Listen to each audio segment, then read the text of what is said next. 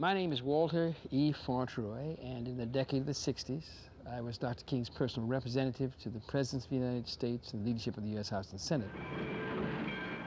In 1963, as director of the Washington Bureau, my responsibility was to help organize the march in Washington.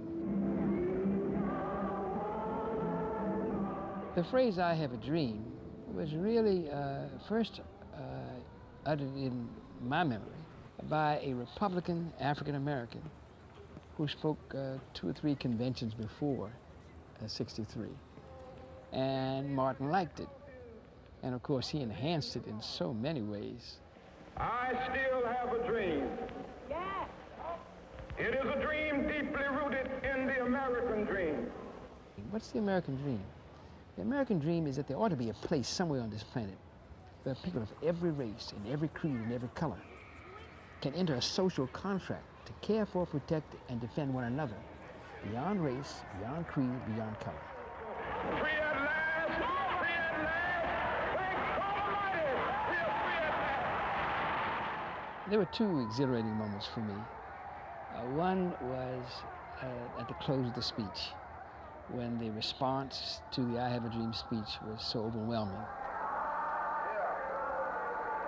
And the other was on Wisconsin Avenue, as people were rolling out of town in buses, singing and happy that the day had been successful. And I've seen the promised land.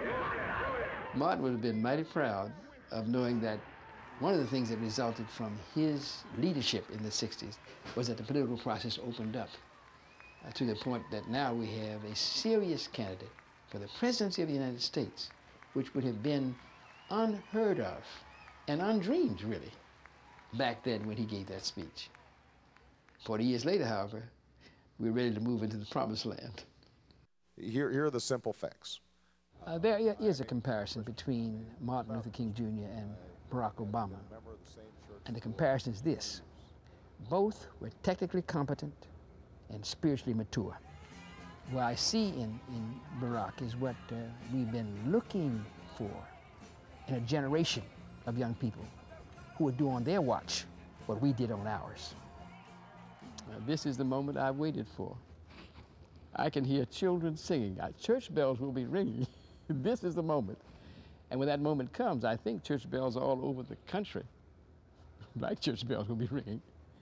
And young people will be saying, gosh, if a black man can be president, I can be president. And so I don't have to be relegated to the least income in education, healthcare, housing, and justice. I have a chance. So I can be Tiger Woods, or I can be Barack Obama.